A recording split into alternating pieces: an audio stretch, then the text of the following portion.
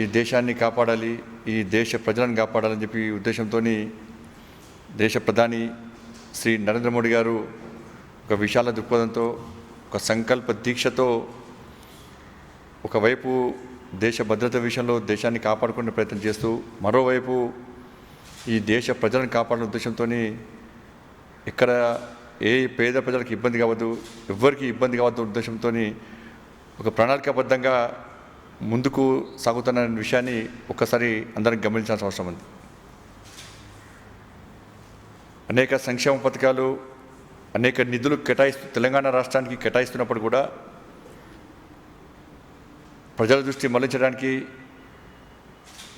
అవాస్తవాలను వాస్తవాలుగా ప్రజలకు చెప్పేందుకు ఈ రాష్ట్ర ముఖ్యమంత్రి తహతహలాడుతూ వాళ్ళ ప్రజలను మభ్యపెట్టి మోసం చేస్తున్న సందర్భంలో వాస్తవ విషయాలను ప్రజలకు వివరించాలనే ఉద్దేశంతో ఈరోజు ఈ పత్రికా విలేకరుల సమావేశాన్ని ఈరోజు ఏర్పాటు చేయడం జరిగింది. మీ ద్వారా సమాజానికి అసలు విషయం తెలియాలనే ఉద్దేశంతో.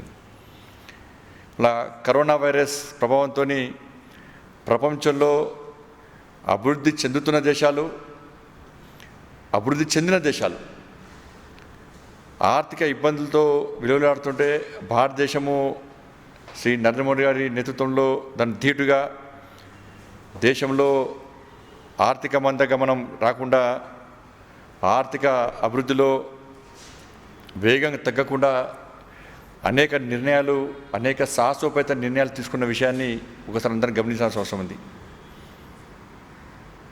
ఈ దేశ జీడిపిలో 10% 20,85,000 కోట్ల ప్యాకేజీతో ఆత్మనిర్భర భారత్ ప్యాకేజీని ప్రకటించిన విషయాన్ని ఒక్కసారి అందరం గ్రహించాల్సిన అవసరం ఉంది. ఈరోజు కరోనా మహమ్మారి నుంచి ఈ ప్రజలను కాపాడే ఉద్దేశంతో ప్రత్యేకంగా వైద్య రంగంలో కానీ, ప్రజల ఆరోగ్య విషయంలో కానీ ప్రత్యేక శ్రద్ధ వహించి తెలంగాణ రాష్ట్రం ఈ భారతదేశంలో అంతర్భాగం. ఎన్నికల వరకు మాత్రమే రాజకీయాలు, ఎన్నికల తర్వాత పార్టీలను, పార్టీ జెండాలను పక్కబెట్టి ఈ దేశ ప్రజలను కాపాడని ఉద్దేశంతో శ్రీ నరేంద్ర మోడీ గారు అన్ని రాష్ట్రాలను సమాన దృక్పథం చూస్తూ అన్ని రాష్ట్రాల ప్రజలను కాపాడాలని చెప్పి, ఒక శక్తివంతమైన భారతదేశ నిర్మాణం జరగాలని చెప్పి ఆ దృఢ సంకల్పంతో ముందుకు పోతున్న సందర్భంలో తెలంగాణ రాష్ట్రం కూడా ఇలా 1,000 కోట్ల రూపాయల ప్యాకేజీని ప్రకటించిన విషయాన్ని ఒక్కసారి మనందరం గుర్తుంచుకోవాల్సిన అవసరం ఉంది. వాళ్ళ కేంద్ర వైద్య ఆరోగ్య శాఖ ద్వారా కోవిడ్-19 సంబంధించి 215 కోట్లతో పాటు వైద్య పరికరాలు సదుపాయాల నిమిత్తము తెలంగాణ వైద్య ఆరోగ్య శాఖ మంత్రిత్వ శాఖకి ఇవ్వడం జరిగింది. దానిలో ముఖ్యంగా కరోనా నివారణ చర్యలో భాగంగా తెలంగాణ రాష్ట్రానికి ఇప్పటి వరకు 7,14,000 N95 మార్క్స్, 7,14,000 N95 మాస్కులు ఇవ్వడం జరిగింది. 2,40,000 PP kits, 22,50,000 hydroxy chloroquine tablets, RTPCR kits 3 లక్షలు ఇవ్వడం జరిగింది. ఆర్టీపీసీఆర్ కిట్స్ టెస్టింగ్ కోసము 3 లక్షల ఆర్టీపీసీఆర్ కిట్లు ఇవ్వడం జరిగింది. అలా ఆర్ఎన్ఏ కిట్స్ 1,22,764, ఆర్ఎన్ఏ కిట్స్ 1,22,764. ఇలా వీటీఎం కిట్స్ 52,000, 688 వెంటిలేటర్స్. ఇంకా వెంటిలేటర్స్ అవకాశం కొద్దీ పంపిస్తామని చెప్పి ఇప్పటికే కేంద్ర ప్రభుత్వం ఇప్పటికే స్పష్టంగా చేయడం జరిగింది. దాంతోపాటు ఈ టెస్టుల కోసము ప్రజలందరికీ అందుబాటులో ఉండడానికి 14 ప్రభుత్వ ల్యాబ్స్కు, 21 ప్రైవేట్ టెస్టింగ్ సెంటర్లకు కేంద్ర ప్రభుత్వము అనుమతి ఇవ్వడం జరిగింది. ఇవి ఆరోగ్యపరంగా వైద్య ఆరోగ్య శాఖకి ఇచ్చింది. దీంతోపాటు ముఖ్యంగా వలస కార్మికులకు ఉపాధి కల్పించడానికి 40,000 కోట్ల రూపాయలను అదనపు నిధులను కేటాయించగా దీనివల్ల 367 కోట్ల అదనపు పన్ను నిధులను కల్పించబడ్డాయి. ఇందులో తెలంగాణ రాష్ట్రానికి ఇది దేశానికి సంబంధించి వలస కార్మికులకు ఉపాధి కల్పించడానికి 40,000 కోట్ల రూపాయలను నిధులు కేటాయించడం అదనంగా దీనివల్ల 367 కోట్ల అదనపు పనిదినాలుగా గుర్తించే అవకాశం వచ్చింది. తెలంగాణ రాష్ట్రానికి సుమారుగా 1,500 కోట్లకు పైగా నిధులు ఈ వలస కార్మికులకు సంబంధించి తెలంగాణ రాష్ట్రానికి కేటాయించబడింది. దేశంలో 81 కోట్ల మందికి ఆహార భద్రత కింద నెలకు 5 కిలోల బియ్యము 1 కిలో కందిపప్పు ఉచితంగా మొన్ననే ప్రకటించడం జరిగింది. దాని పేరే ప్రధానమంత్రి గరీబ్ కళ్యాణ్ అన్న యోజన. దాని కింద తెలంగాణ రాష్ట్రంలో 1,85,00,000 మందికి దీని ద్వారా లబ్ధి చేకూరిన విషయం ఒక్కసారి గుర్తుంచుకోవాల్సిన అవసరం ఉంది. మన 9 కోట్ల మందికి దేశంలో ఉచితంగా గ్యాస్ సిలిండర్లు 3 దఫాలుగా ఇవ్వడం జరిగింది. అందులో భాగంగా తెలంగాణ రాష్ట్రంలో 13 లక్షల సిలిండర్లు ఇవ్వడం జరిగింది. దేశంలో 9 కోట్ల కుటుంబాలకు ఉచితంగా గ్యాస్ సిలిండర్లు ఇస్తే తెలంగాణ రాష్ట్రంలో 13 లక్షల ఉచితంగా గ్యాస్ సిలిండర్లు 3 దఫాలుగా ఇవ్వడం జరిగింది. దేశంలో జన్ధన్ యోజన కింద బ్యాంకుల్లో అకౌంట్ ఉన్నటువంటి మహిళలకు ప్రతి నెల 500 రూపాయల చొప్పున 30,000 కోట్ల రూపాయలను 30,000 కోట్ల రూపాయలను 20 కోట్ల కుటుంబాలకు ఇవ్వడం జరిగింది. అందులో భాగంగా తెలంగాణ రాష్ట్రంలో 1,04,00,000 మందికి 521 కోట్ల మేరకు దీని ద్వారా లబ్ధి జరిగింది. తెలంగాణ రాష్ట్రంలో 1,04,00,000 మందికి 521 కోట్ల మేరకు ఈ తెలంగాణ రాష్ట్రంలో మహిళలకు లబ్ధి చేకూరడం జరిగింది. దేశంలో 9,13,00,000 మంది రైతులకు కిసాన్ సమ్మాన్ నిధి యోజన కింద 19,075 కోట్ల రూపాయలు కేటాయించడం జరిగింది. అందులో తెలంగాణ రాష్ట్రంలో రైతుకు సంబంధించి కిసాన్ సమ్మాన్ నిధి యోజనకు సంబంధించి తెలంగాణ రాష్ట్రంలో 33,31,000 మందికి 670 కోట్ల రూపాయలను కేటాయించడం జరిగింది. తెలంగాణ రాష్ట్రంలో 33,31,000 మంది రైతులకు 670 కోట్ల రూపాయలను తెలంగాణ రాష్ట్రంలో ఇవ్వడం జరిగింది. దేశంలో 3 కోట్ల పెన్షన్దారులకు 3,000 కోట్ల రూపాయలను కేటాయిస్తే తెలంగాణ రాష్ట్రంలో 6,65,956 మందికి 66 కోట్ల రూపాయలను కేటాయించడం జరిగింది. దేశంలో భవన నిర్మాణ కార్మికులకు 2,30,00,000 మందికి 3,500 కోట్ల రూపాయలను కేటాయిస్తే తెలంగాణ రాష్ట్రంలో 8,46,000 మందికి 127 కోట్ల రూపాయలు ఇవ్వడం జరిగింది. భవన నిర్మాణ కార్మికులకు సంబంధించి తెలంగాణ రాష్ట్రంలో 8,46,000 మందికి 127 కోట్ల రూపాయలు కేటాయించడం జరిగింది. దేశంలో 15,000 లోపు జీతాలు 100 మంది వరకు మాత్రమే ఉద్యోగాలు కలిగిన సంస్థలో పనిచేసే ఉద్యోగులకు యాజమాన్యం మరియు ఉద్యోగులకు చెల్లించే PF మొత్తాన్ని పూర్తిగా కేంద్రమే భరుస్తున్న విషయము ఇప్పటికే స్వయంగా మోడీ గారు ప్రకటించడం జరిగింది. ఇందులో దేశవ్యాప్తంగా 72 లక్షల ఉద్యోగస్తులకు 3,06,000 యాజమాన్యాలకు లబ్ధి చేకూరితే దీనిలో తెలంగాణ రాష్ట్రంలో 2,10,000 మందికి 29 కోట్ల రూపాయలు ప్రత్యేకంగా ఈ తెలంగాణ రాష్ట్రానికి ఇవ్వడం జరిగింది. విపత్తుల నిర్వహణ కింద తెలంగాణ రాష్ట్రానికి ప్రత్యేకంగా 224 కోట్లను ప్రత్యేకంగా కేటాయించడం జరిగింది. ఇవి కేవలము కొన్ని మాత్రమే మీకు చెప్పే ప్రయత్నం చేసిన. ఇవాళ అనేక రకాల సంక్షేమ పథకాలు, అనేక రకాల నిధులు ఇవాళ ఈ తెలంగాణ రాష్ట్రానికి ఇస్తూ పోతున్నది. ఒక్కరోజు సమయం సరిపోదు చెప్పాలంటే. ఇవి కేవలం నామమాత్రంగా కొన్ని ముఖ్యమైన విషయాలను ఇవాళ మీ ద్వారా తెలంగాణ రాష్ట్ర ప్రజల దృష్టికి వాస్తవాలను కేంద్ర ప్రభుత్వం ఏ విధంగా నిధులు కేటాయించిందన్న విషయాన్ని వాస్తవాలను చెప్పడానికి ప్రయత్నం చేయడం జరిగింది. ఇవాళ ఇన్ని నిధులు కేటాయిస్తుంటే ఈ రాష్ట్ర ముఖ్యమంత్రి 20 లక్షల కోట్ల ప్యాకేజీని ఇవాళ ఆత్మ నిర్భర భారత్ కింద దేశ ప్రధాని ప్రకటిస్తే ఇది బోకస్ ప్యాకేజ్. ఇలా ఎవరు బోకసు, ఎవరిది బోకస్ ప్యాకేజో ఇవాళ రాష్ట్ర ప్రజలు ప్రత్యేకంగా గమనిస్తున్నారు.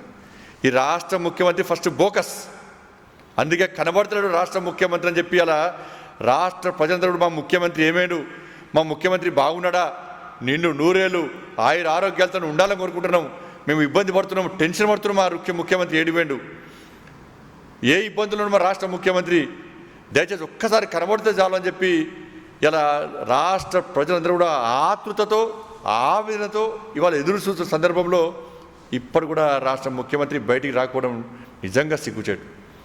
అంటే అంతకుముందు ముఖ్యమంత్రి ఎప్పుడు కనబడలే, ఎప్పుడు ఏం చేయలే, ఈయన పేరు కారంటే ముఖ్యమంత్రి మళ్ళీ చెప్తున్నా, ఇప్పుడు అసలే కనబడకూడదు పోయింది ముఖ్యమంత్రి ఇలా. కాబట్టి దయచేసి కేంద్రం ఇచ్చే ప్యాకేజ్ విషయంలో వాస్తవాలను ఈ రాష్ట్ర ప్రభుత్వం ప్రజలకు ఇవ్వాల్సిన అవసరం ఉంది. ఇంకా ఇబ్బంది ఉంటే ఇంకా కోరాలి ప్రభుత్వానికి, ఇబ్బంది లేదు. అలా తెలంగాణ రాష్ట్ర ప్రజలు ఇంకా ఇబ్బంది పడుతుంటే దేశ ప్రధానిని కోరాల్సిన బాధ్యత, ఇవ్వాల్సిన బాధ్యత కేంద్ర ప్రభుత్వం మీద ఉంది. రాష్ట్రము అడగకముందే ఈ తెలంగాణ రాష్ట్రము ఈ భారతదేశంలో అంతర్భాగం కాబట్టి తెలంగాణ ప్రజలు ఇబ్బంది పడుతున్నారు కాబట్టి వాళ్ళ నరేంద్ర మోడీ గారి ఒక మంచి దృక్పథంతో ఈరోజు నిష్పక్షపాతంగా ఇన్ని వేల కోట్ల రూపాయల నిధులు ఇలా తెలంగాణ రాష్ట్రానికి ఇవ్వడం జరిగింది. దాన్ని బోకస్, రాష్ట్ర ముఖ్యమంత్రి బోకస్, ఈ రాష్ట్ర ప్రభుత్వం బోకస్, ఈ రాష్ట్ర మంత్రులు బోకస్, టీఆర్ఎస్ పార్టీ పూర్తిగా బోకస్ పార్టీ.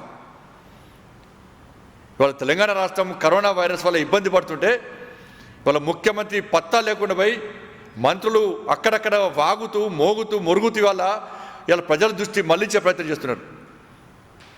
వాళ్ళ ఏమవసరమండి, సచివాలయం కూల్చేయాల్సిన అవసరం ఏమొచ్చింది? ఇప్పటికే ప్రజలు ఇబ్బంది పడుతున్నారు. కేంద్రం ఇన్ని వేల కోట్ల రూపాయలతో ప్రత్యేకంగా ప్యాకేజ్ ప్రకటించింది. వేల కోట్ల రూపాయలు తెలంగాణ రాష్ట్రానికి ప్రకటించింది. వాళ్ళ పేద ప్రజలను ఆపదలో ఆదుకునే ప్రయత్నం ఇలా ఆ దృష్టికోణంతో రాష్ట్ర కేంద్ర ప్రభుత్వం ఆలోచిస్తే, దేశ ప్రధాని ఆలోచిస్తుంటే ఇవాళ ఇన్ని వేల కోట్ల ప్యాకేజీని ప్రకటించింది కేంద్ర ప్రభుత్వం. ఇలా దీనికి అదనంగా కోవిడ్-19 సందర్భంగా కానీ ఈ ప్రజలను కాపాడాలనే ఉద్దేశంతో ఈ రాష్ట్ర ప్రభుత్వం ప్రత్యేకంగా ఏదైనా ఒక ప్యాకేజ్ ప్రకటించిందా? ప్రత్యేకంగా ఏదైనా ఒక సంక్షేమ పథకాన్ని ప్రవేశపెట్టిందా? ప్రత్యేకంగా నిధులు కేటాయించిందా? 1000 కోట్లు అన్నాడు రాష్ట్ర ముఖ్యమంత్రి. 1000 కోట్లు ఎవరు కేటాయించిన? 1000 కోట్లు. కనీసం ప్రజలను కాపాడుకునే ఆలోచన ఈ రాష్ట్ర ప్రభుత్వం లేదు. ఇలా ప్రజలందరూ, పేద ప్రజలందరూ ప్రాణాలు పోతున్నాయి. అవి లెక్క కస్తలేవు, బయటికి కనబడతలేవు. ఇవాళ ఒక్కొక్క పేద వ్యక్తి అలా అనేక ఆసుపత్రులు తిరిగి అంబులెన్స్ దొరకక హాస్పిటల్లో చేర్చుకోలేక ఒక ప్రైవేట్ హాస్పిటల్కి పోతే ఫస్ట్ కోవిడ్ టెస్ట్ చేయాల్సిందే. రిపోర్ట్ వచ్చే వరకు కూడా మేము టెస్ట్ చేయమంటే ఆ రిపోర్ట్ టెస్ట్ వచ్చేటప్పుడు కూడా ఈ వ్యక్తి యొక్క ప్రాణాలు పోతున్నాయి. ఇవాళ అంబులెన్స్లో ప్రాణాలు కోల్పోతున్నారు, రోడ్ల మీద ప్రాణాలు కోల్పోతున్నారు. వాళ్ళ కుటుంబ సభ్యుల చేతుల్లో, వాళ్ళ కుటుంబ సభ్యులు ప్రాణాలు కోల్పోతుంటే విలువలాడుతున్నారు ప్రజలందరూ కూడా. ఇవి రాష్ట్ర ముఖ్యమంత్రికి కనబడతలేవు. మొన్న అర్ధరాత్రి 12 గంటలకు ఒక వ్యక్తి ఫోన్ చేసి నాకు, అన్న ఏ హాస్పిటల్ తీసుకుంటలేరు మా నాన్నగారిని, దయచేసి సహకరించానంటే పేషెంట్ పేరు చెప్పు ఎక్కడున్నారంటే, అన్న ఇంకొక హాస్పిటల్కి పోయేస్తా, ఆ హాస్పిటల్కి వచ్చిన మేము చేరుకుంటున్నాము, ఆ హాస్పిటల్లో చేర్చుకోకుండా నీకు ఫోన్ చేస్తా అని చెప్పిన తర్వాత నేను 2 hours తర్వాత మళ్ళీ ఫోన్ చేసిన, తమ్ముడు ఏమైందంటే, అన్న ఎవ్వరు చేసుకోలే, మీకు ఫోన్ చేసినా హాఫ్ అన్ అవర్కే మా నాన్నగారు చనిపోయారని అని చెప్పన్నాడు. ఇవి కేవలం నా దృష్టికి వచ్చింది మాత్రమే. వాళ్ళ దృష్టికి రానిటువంటి ప్రాణాలు కోల్పోతున్నటువంటి కేసులు అనేకం ఉన్నాయి వాళ్ళ. ఎందుకంటే ప్రభుత్వము మొదట్లోనే నిర్లక్ష్యంగా వహించింది. ప్రతిష్ట కోసం పోయి అప్రతిష్ట మూట కట్టుకున్నది. వాళ్ళ టెస్టింగ్ కిట్ల కోసము టెస్టింగ్ కిట్లు 4,50,000 ఇస్తే ఈ రాష్ట్ర ప్రభుత్వం టెస్టులు చేసింది మొన్నటి స్పందించి టెస్టులు చేసింది కేవలం 1,00,000 కూడా కాలే. వాళ్ళు ఇతర రాష్ట్రాల్లో లక్షలు చేస్తున్నారు. ఏమంటే ICMR గైడ్లైన్స్ మొన్నటిదాకా చెప్పారు, కేంద్ర ప్రభుత్వ సూచనలు మొన్నటిదాకా చెప్పారు. బీజేపీ పాలిత రాష్ట్రాల్లో ఇదే విధంగా ఉందా అని చెప్పంటున్నారు. వాళ్ళు ఒక్కడు గుర్తుంచుకోవాలి, రాష్ట్ర మంత్రులు కానీ, రాష్ట్ర ప్రభుత్వం, రాష్ట్ర ముఖ్యమంత్రి కానీ. మహారాష్ట్రలో బీజేపీ ప్రభుత్వం లేదు. నేను ఒక మహారాష్ట్రలో బీజేపీ ప్రభుత్వం ఉందంటాడు ఒక మంత్రి. తమిళనాడులో బీజేపీ ప్రభుత్వం లేదు. ఇవాళ ఢిల్లీలో బీజేపీ ప్రభుత్వం లేదు. తెలంగాణలో భారతీయ జనతా పార్టీ ప్రభుత్వం లేదు. కేసుల సంఖ్య పెరిగింది, కానీ తమిళనాడులో కానీ, మహారాష్ట్రలో కానీ ఢిల్లీలో కానీ భారతీయ జనతా పార్టీ ఏతర ప్రభుత్వం ఉన్నప్పుడు కూడా టెస్టుల సంఖ్య పెంచిర్రు. ఆ రాష్ట్ర ప్రజలను కాపాడుకోవడానికి ఆ రాష్ట్ర ముఖ్యమంత్రి ప్రజలకు అందుబాటులో ఉండి సేవ చేసే ప్రయత్నం చేస్తున్నారు. ఇది దృక్పథం, ఇది సేవా దృక్పథం. కానీ ఈ రాష్ట్ర ముఖ్యమంత్రి వ్యవహారశైలి ఏంది? 3 దాకా టెస్టులు చేయమంటే ఐసీఎంఆర్ గైడ్లైన్స్ అండి. మరి ఐసీఎంఆర్ చెప్పింది అదే ముఖ్యమంత్రి ఫోన్ చేసి టెస్టులు చేయండి అని చెప్పి. ఇప్పటికిప్పుడు టెస్టుల సంఖ్య ఎందుకు పెంచారు? అలా దేశంలో కరోనా వైరస్ పాజిటివ్ కేసుల సంఖ్య పెరుగుతుంది కాబట్టి మేము ప్రత్యేకంగా ఉండాలి, ప్రజల ప్రాణాలు ఓతవని, ప్రజలు ఏడవోత నాకేంది, ప్రజల క్షేమం ముఖ్యం కాదు, ప్రజల ప్రాణాలు ముఖ్యం కాదు, నా రాష్ట్ర ప్రతిష్ట ముఖ్యము, నేను ముఖ్యమంత్రిగా, నేను పోటు కానీ, నేను తోపు కానీ, నేనే పీకుడు కానీ అని చెప్పి అలా గొప్ప చెప్పుకోవడానికి ఈ రాష్ట్ర ముఖ్యమంత్రి ఇవాళ దేశంలో ప్రత్యేకంగా ఈయన పేరు ప్రతిష్ట పెంచుకోవడానికి అలా ప్రయత్నించడం వల్లనే ఇవాళ ఈ రాష్ట్రంలో కరోనా పాజిటివ్ కేసుల సంఖ్య పెరిగింది, పేద ప్రజల ప్రాణాలు పోతున్నాయి. ఇవాళ ఉచితంగా 1000 కోట్ల రూపాయలు ఇలా ఈ రాష్ట్ర ముఖ్యమంత్రి ప్రత్యేకంగా కేటాయిస్తున్నాడు.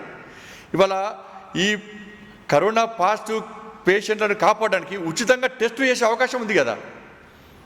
1000 కోట్లు సరిపోతే రాష్ట్రం దేనికోసం లేదు. 1000 కోట్ల రూపాయలను ఏదో ముఖ్యమంత్రి చెప్పిండో దాన్ని పేద ప్రజలకు ఉచితంగా టెస్టు చేయడానికి, పేద ప్రజలను కాపాడడానికి మీరు ఆ నిధులు కేటాయించండి. ఆరోగ్యశ్రీలో చేర్చరు, ఆయుష్మాన్ భారత్ను ఇంప్లిమెంట్ చేయరు, ఈ రాష్ట్రంలో అమలు చేయరు, మళ్ళీ తిరిగి ధరలు నిర్ణయిస్తారు.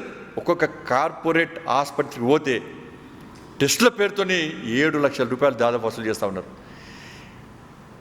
ఇవాళ డిశ్చార్జ్ అయ్యి బయటకు వస్తే దాదాపు 15 లక్షల నుంచి 20 లక్షల రూపాయలు వాళ్ళ బిల్లు చేతిలో పడితే కరోనా వైరస్ వల్ల వాళ్ళు ఈ హాస్పిటల్ సిస్టమ్ బిల్లు వాళ్ళ గుండె పొడితో చనిపోయే పరిస్థితి వచ్చింది. వాళ్ళ రాష్ట్ర ముఖ్యమంత్రి అడ్రస్ లేడు. ఇవాళ గవర్నర్ గారు స్పందించి మానవతా దృక్పథంతో ఇవాళ గాంధీ హాస్పిటల్, ఇవాళ దేశంలో ఏ గవర్నర్ వేండా అండి, ఏ ముఖ్యమంత్రి వేండా, ఈ రాష్ట్ర ముఖ్యమంత్రి వేండా? గౌరవ గవర్నర్ గారు గాంధీ హాస్పిటల్కి పోయి వసతుల విషయంలో, డాక్టర్ల విషయంలో, అక్కడున్న సిబ్బంది విషయంలో, అక్కడున్న పేషెంట్ల విషయంలో జాగ్రత్తలు తీసుకుంటున్నారా తీసుకోలేరా అని చెప్పి భావించి కొన్ని సూచన సలహాలు ఇచ్చారు. దాన్ని విమర్శగా తీసుకుంటారు. రాష్ట్ర గవర్నర్ గారికి ఇలా అందుకే ప్రగతి భవన్, ఫామ్ హౌస్ దారులు బంద్ అయిపోయినాయి. ఎందుకంటే ముఖ్యమంత్రి దొరకలేడు. అందుకే అందరు రాజ్భవన్ దారి పట్టింది. వాళ్ళ ప్రజలందరూ కూడా రాజ్భవన్ ద్వారా న్యాయం జరుగుతుంది. కనీసం రాజ్భవన్ ద్వారా ఈ ముఖ్యమంత్రికి రాష్ట్ర గవర్నర్ ద్వారా సమాచారం ఇద్దాము అని చెప్పి ప్రజలు భావించి దారి రాజ్భవన్ దిగి పట్టిరంటే ఈ ముఖ్యమంత్రి అడ్రస్ లేడు కాబట్టి, ముఖ్యమంత్రి పట్టించుకున్నాడు కాబట్టి ప్రజలందరూ రాజ్భవన్ దిగి దారి పట్టిండు. అదే చట్టం చెప్తుంది. ఇవాళ రాష్ట్ర ప్రభుత్వం ఇవాళ పాలన కొనసాగించకుంటే, రాష్ట్ర ప్రభుత్వం ప్రజల బాగోగులు పట్టించుకోకుంటే, ఒకవైపు కరోనా వైరస్ వల్ల ప్రజల ప్రాణాలు హరించిపోతుంటే దిక్కు ఎవరండి? గవర్నర్ గారి దిక్కు. అందుకే ప్రజలందరూ కూడా రాజ్భవన్ దారి పడితే సాక్షాత్తు రాష్ట్ర గవర్నర్ గారు అధికారులను పంపించమని అధికారులకు ఇలా రమ్మని చెప్తే ఇవాళ అధికారం రాకుండా ఇవాళ రాష్ట్ర ముఖ్యమంత్రి అడ్డుకోవడం ఇలా ఎంతవరకు సమంజసం ఒక్కసారి ఉంచుకోవాలి. ఇలా సచివాలయం కూల్చడానికి ఫామ్ హౌస్కు ఇవాళ అధికారులను రప్పించుకోవడానికి ముఖ్యమంత్రి ఇవాళ పేద ప్రజల గురించి, ప్రజలు కాపాడడానికి, సూచనలు సలహాలు ఇవ్వడానికి, వాస్తవ విషయాలు తెలియజేసుకోవడానికి, సమీక్షించడానికి అధికారులు రమ్మంటే పంపించమంటే మాత్రం గవర్నర్ గారి దగ్గర పంపించే సమయం ముఖ్యమంత్రి గారు లేరు. అందుకే అధికారులకు అప్పీల్ చేస్తూ ఉన్నాం. ప్రభుత్వాలు ఉంటాయి పోతాయి. ఇవాళ ఐఏఎస్ అధికారులు కానీ, ఐపీఎస్ అధికారులు కానీ దయచేసి మీ విధానం మార్చుకోండి. కొంతమంది ఐఏఎస్ ఐపీఎస్ అధికారుల వల్ల ఇవాళ పూర్తి మీ వ్యవస్థ చిన్న భిన్నమయ్యే పరిస్థితి ఉన్నది. ఐఏఎస్ అనే పరిస్థితి నుంచి ఐఏఎస్గా మారండి. మీరు ఐఏఎస్ వ్యవస్థను తప్పుపడతలేండి. బ్రహ్మాండంగా చాలామంది అధికారులు పనిచేస్తున్నారు. కానీ కొంతమంది అధికారులు మాత్రం ఈ రాష్ట్ర ముఖ్యమంత్రి కొమ్ముగాస్తున్నారు. అలాంటి అధికారుల వ్యవహారశైలి వాళ్ళు ఇలా ప్రజల ప్రాణాలు హరించిపోతున్నాయి. కొన్ని జిల్లాల్లో వాళ్ళ కోవిడ్ టెస్ట్ చేసుకోవడానికి వచ్చిన తర్వాత వెంటనే ఆ పేషెంట్ ప్రాణాలు కోల్పోతే ఆ డెడ్ బాడీకి సంబంధించి ఆ రిపోర్ట్స్ రాకముందే ఆ డెడ్ బాడీని వాళ్ళ కుటుంబ సభ్యులకు అప్పచెప్తా ఉన్నారు. అంత్యక్రియలు జరిగిన తర్వాత పాజిటివ్ రిపోర్ట్స్ వస్తే వాళ్ళు చెప్పకుండా వాళ్ళు దాచిపెట్టే ప్రయత్నం చేస్తున్నారు. వాళ్ళ సాక్షాత్ హైకోర్టే ముట్టికాలేసింది. హైకోర్టు చెప్పినా ముఖ్యమంత్రి నాడు, కేంద్ర ప్రభుత్వం చెప్తే ముఖ్యమంత్రి నాడు, ప్రతిపక్ష పార్టీలు చెప్తే ముఖ్యమంత్రి నాడు, సాక్షాత్తు గవర్నర్ గారు చెప్తే ముఖ్యమంత్రి నాడు, పత్రికలు చెప్పినా ముఖ్యమంత్రి నాడు, తిరిగి పత్రికలు అరెస్ట్ చేసే ప్రయత్నం చేసి యాజమాన్యం అరెస్ట్ చేసే ప్రయత్నం చేస్తాడు. ఇవాళ ఒక పత్రిక రాసింది, రాస్తే సవరించి స్టేట్మెంట్ ఇవ్వచ్చు కదా రాష్ట్ర ముఖ్యమంత్రికి. అరెస్ట్ చేస్తాను బెదిరిస్తాడు ముఖ్యమంత్రి. పత్రికా విలేకరుల సమావేశంలో పాత్రికలు క్వశ్చన్స్ అడితే వ్యంగ్యంగా మాట్లాడు, బెదిరించే ప్రయత్నం చేస్తాడు. మరి రాష్ట్ర ముఖ్యమంత్రి కదా పత్రికా విలేకరుల సమావేశంలో ఫలానా యాజమానికి ఫలానా వ్యక్తికి కరోనా వైరస్ రావాలని కోరుకుంటున్నా అన్నాడు. మరి ఈ రాష్ట్ర ముఖ్యమంత్రి మీద కేసు పెట్టాలి కదా. కాబట్టి ఈ ముఖ్యమంత్రి యొక్క వ్యవహార శైలి వలనే, ఈ ముఖ్యమంత్రి చేతకంతనం వలనే ఇవాళ తెలంగాణ రాష్ట్రంలో హెల్త్ ఎమర్జెన్సీ ప్రకటించేటువంటి పరిస్థితి తాపురించింది.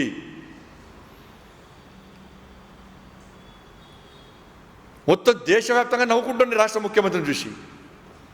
అరే ముఖ్యమంత్రి కనబడతలేడు, ముఖ్యమంత్రి లేడని చెప్పి సోషల్ మీడియాలో చెక్కలు కొడుతుంటే, కనీసం నేను మీకోసం ఉన్నా, మీకోసమే ప్రయత్నిస్తున్నా, ఫామ్ హౌస్లో ఉన్నా, ప్రగతి భవన్లో ఏడవన్నా కూడా నేను మీ గురించి ఆలోచిస్తున్నాను ఒక్క సందేశం ఇలా బయటకు వచ్చిస్తే ఇలా తెలంగాణ ప్రజలు కూడా ఆత్మస్థైర్యం నెలకొంటుంది. ఒక రాష్ట్ర ముఖ్యమంత్రిగా ప్రజలకు కూడా ఆత్మస్థైర్యం నింపాల్సిన ముఖ్యమంత్రి దాన్ని భిన్నంగా ఇలా ఎక్కడో ఫామ్ హౌస్లో ప్రగతి భవన్లో దొంగచాటుగా దాచుకుంటే ఈ రాష్ట్ర ప్రజలను కాపాడేది ఎవరు?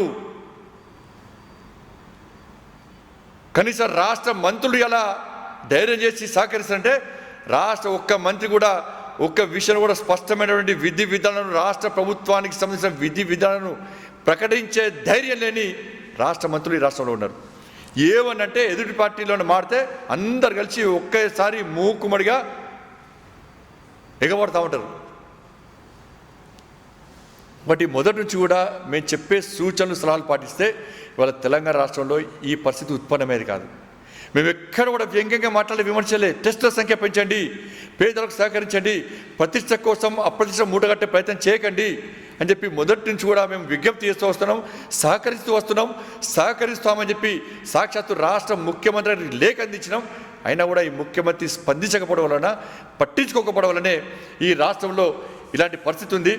కాబట్టి ఎక్కడ కూడా ఇంతవరకు కేంద్రము తెలంగాణ రాష్ట్రానికి నిధులు కేటాయించే విషయంలో ఎక్కడ వెనుకంజ వేయలే. రాష్ట్ర ప్రభుత్వానికి రావాల్సిన పన్నుల ద్వారా రావాల్సిన వాటాతో పాటు అదనంగా ఈ నిధులు, ఈ ప్యాకేజ్ ప్రకటించిన విషయాన్ని ఒకసారి రాష్ట్ర ముఖ్యమంత్రి గ్రహించాలి. మరి తెలంగాణ రాష్ట్రంలో ప్రతిసారి ముఖ్యమంత్రి కేంద్రం జేబులోకి వెళ్ళి ఇస్తుందా అని చెప్పి, మరి నువ్వు జేబులోకి వెళ్ళి ఇస్తున్నావా తెలంగాణ రాష్ట్రానికి? కేంద్రం జేబులోకి వెళ్ళి ఇస్తలేని భావించే ఈ ప్యాకేజ్ ప్రకటించింది. మరి తెలంగాణ రాష్ట్ర ప్రజలు చెల్లించిన పన్ను నుంచి నువ్వు ఇవ్వాల్సిన జీతాలు కూడా రాష్ట్ర ప్రభుత్వ ఉద్యోగులకు ఇస్తారు, ఉపాధ్యాయులకు ఇస్తారు, దాని నుంచి కోత పెడుతున్నావు, పెన్షన్దారులకు కోత పెడుతున్నావు. నువ్వు జేబులోకి వెళ్ళి ఇస్తున్నావా? మరి నోట్లను ముద్రించిస్తున్నావా తెలంగాణ రాష్ట్రంలో? నువ్వు ఎందుకు కోత పెడుతున్నావు? నువ్వు ఇవాళ ఎన్ని కోట్ల ప్యాకేజ్ ప్రకటించావు ప్రత్యేకంగా తెలంగాణ రాష్ట్ర ప్రజలకు? ఎంతమంది పేద ప్రజలు ఆదుకునే ప్రయత్నం చేసినావు? ఎన్ని నిధులు ప్రత్యేకంగా కేటాయించినావు? ఒక్క పైసా లేదు, ఒక్క ప్యాకేజ్ లేదు. మరి కేంద్రం ఇన్ని రకరకాల ప్యాకేజు, వేల కోట్ల రూపాయలు ప్రత్యేకంగా కేటాయించింది. ఇవాళ ధనిక రాష్ట్రం అన్నటువంటి రాష్ట్ర ముఖ్యమంత్రి ధనిక రాష్ట్రంలో కోవిడ్ సందర్భంగా పేద ప్రజలను కాపాడడానికి ఏ విధంగా చర్యలు చేపట్టాడో ఒక్కసారి స్పష్టం చేయాల్సిందిగా భారతీయ జనతా పార్టీ డిమాండ్ చేస్తూ ఉన్నది. ఇప్పటికైనా ముఖ్యమంత్రి స్పందించకుంటే ఇలా రాష్ట్ర ప్రజలు తిరగబడే పరిస్థితి తెలంగాణ రాష్ట్రంలో వచ్చింది. కేవలం కోవిడ్ నుంచి ప్రజల దృష్టి మలచడానికి, రాజకీయ పార్టీ నాయకుల దృష్టి మలచడానికి సచివాలయాన్ని కూల్చివేసే ప్రయత్నం చేస్తున్నాడు. ఇలా పేద ప్రజలకేమో ప్యాకేజ్ ఇచ్చే ప్రయత్నం చేస్తున్నాడు, జీతాల్లో కోత విధిస్తున్నాడు. ఇవాళ సచివాలయం కూల్చాల్సిన అవసరం ఏమొచ్చింది? దానికి పైసలు ఎట్లా వస్తున్నాయి? ఆ పైసలు ఏదో ఇప్పుడు ఈ ఆపద సమయంలో విపత్కర పరిస్థితుల్లో ఇచ్చే అవకాశం ఉంది కదా. ఇవాళ కూల్చడానికి అయ్యే ఖర్చును కూడా ఒక 2 జిల్లాలో కరోనా, ఒక 3-4 జిల్లాలో, ఉమ్మడి జిల్లాలో కరోనా పాజిటివ్ కేసుల, కరోనా పాజిటివ్ వల్ల ఇబ్బంది పడుతున్న ప్రజలు ఆదుకునేటువంటి అవకాశం ఉండే.